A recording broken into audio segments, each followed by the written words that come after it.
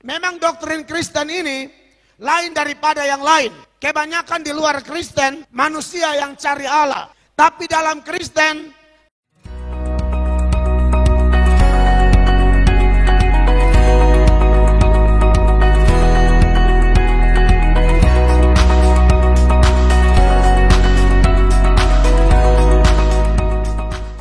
sesuai dengan tema kita bahwa kalau kita pelajari 17 ayat di dalam kitab Yunus ini memberi satu keterangan bahwa memang manusia itu sudah dibutakan oleh dosa. Kebutaan manusia terhadap dosa itu kalau saudara pelajari bisa kita lihat banyak hal yang berkaitan dengan kebutaan manusia gara-gara dosa tersebut.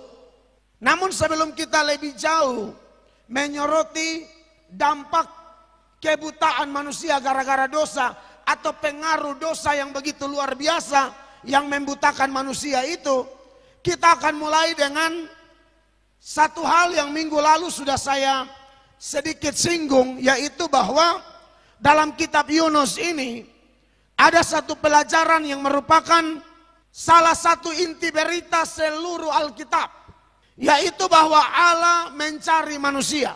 Memang doktrin Kristen ini lain daripada yang lain.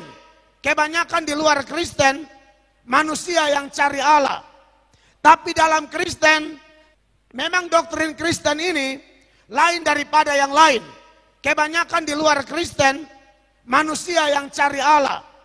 Tapi dalam Kristen Allah yang mencari manusia. Allah yang mencari manusia. Karena bukan Allah yang hilang, tapi manusia yang hilang. Hilang gara-gara dosa. Jadi kalau sesuatu yang kita cari itu, entah handphone kah, uang kah, pena kah, jam tangan kah, cincin kah, kenapa kita cari? Karena benda itu, barang itu hilang. Dalam hubungan Allah dan manusia, Allah tidak pernah hilang. Yang hilang adalah manusia. Maka menarik saudara-saudara, kalau kita mempelajari ayat-ayat dalam kitab Yunus ini, ada tindakan Allah mencari manusia yang hilang. Dan kalau saya katakan tadi itu inti seluruh kitab suci, dari Kejadian sampai Wahyu, bahwa manusia terhilang gara-gara dosa, maka Allah berinisiatif mencari manusia. Allah yang berinisiatif menciptakan manusia menurut gambar dan rupanya. Karena menyalahgunakan kebebasan, manusia jatuh dalam dosa. Dan waktu manusia jatuh ke dalam dosa, Allah jugalah yang berinisiatif mencari manusia. Allah adalah desainer agung, pribadi pertama yang mendesain pakaian untuk menutupi ketelanjangan manusia yang berdosa. Jadi memang judulnya mulai dari awal manusia jatuh dalam dosa, manusia yang terhilang. Allah cari manusia. Makanya kalau kita belajar di dalam Kejadian misalnya ya, pasalnya yang ketiga, mulai ayatnya yang ketujuh di sana, firman Allah mengingatkan kita sebagai berikut. Maka terbukalah mata mereka berdua dan mereka tahu bahwa mereka telanjang. Lalu mereka menyemat daun pohon ara dan membuat cawat. Kemudian ayat 8.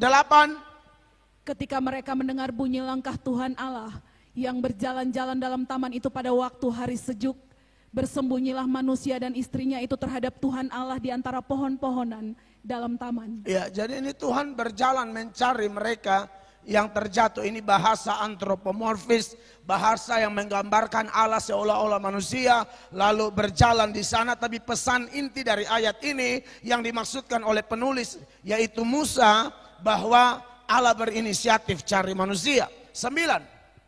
Tetapi Tuhan Allah memanggil manusia itu dan berfirman kepadanya, di manakah engkau? 10. Ia menjawab, ketika aku mendengar bahwa engkau ada dalam taman ini, aku menjadi takut karena aku telanjang, sebab itu aku bersembunyi. 11. Firman-Nya, siapakah yang memberitahukan kepadamu bahwa engkau telanjang? Apakah engkau makan dari buah pohon yang kularang engkau makan itu? 12. Manusia itu menjawab, perempuan yang kau tempatkan di sisiku, dialah yang memberi dari buah pohon itu kepadaku, maka kumakan. Terus? Kemudian berfirmanlah Tuhan Allah kepada perempuan itu, apakah yang telah kau perbuat ini? Jawab perempuan itu, ular itu yang memberdayakan aku, maka kumakan. Ya, dan kalau saudara baca terus, kita tahu ceritanya, akhirnya Tuhan membuat pakaian dari kulit domba. Dan di situ kalau bilang kulit domba berarti ada domba yang dikorbankan, dan itu simbol pengorbanan Tuhan Yesus Kristus. Dan itu kemudian sampai kepada perjanjian baru, bahkan sampai dunia kiamat. Untuk bisa selamat harus Allah yang cari manusia. Dan waktu Allah cari manusia, kalau kita belajar dalam kitab Yunus ini, Allah mau pakai Yunus, saudara-saudara. Dan sampai hari ini juga Allah luar biasa, dia berinisiatif dan dia mau pakai semua orang Kristen untuk mencari orang-orang yang terhilang, orang-orang yang dibutakan oleh dosa, sehingga kehidupan mereka begitu jauh daripada Allah, begitu liar, menyakiti Tuhan dan menyakiti sesama. Saya sudah ingatkan berkali-kali bahwa pekerjaan mencari orang berdosa dan dibawa kepada Allah, sebenarnya itu pekerjaan yang sangat-sangat terhormat.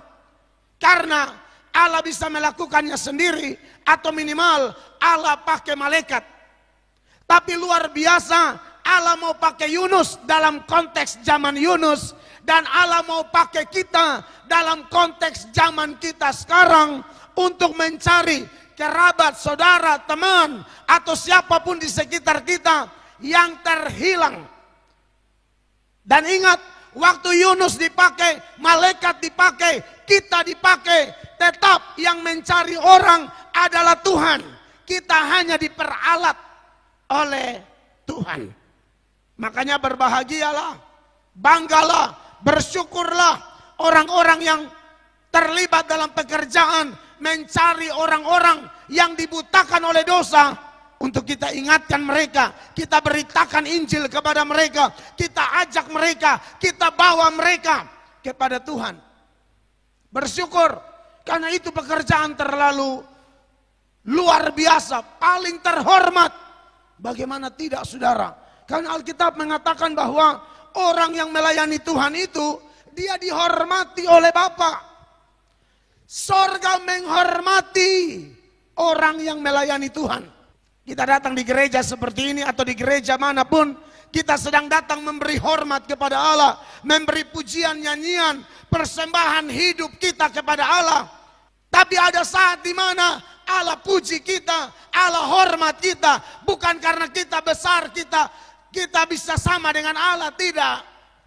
Tapi itulah keputusan Allah yang maha besar, menghormati yang kecil, hina, berdosa, yang telah dipakainya untuk menjangkau jiwa seperti dia mau pakai Yunus.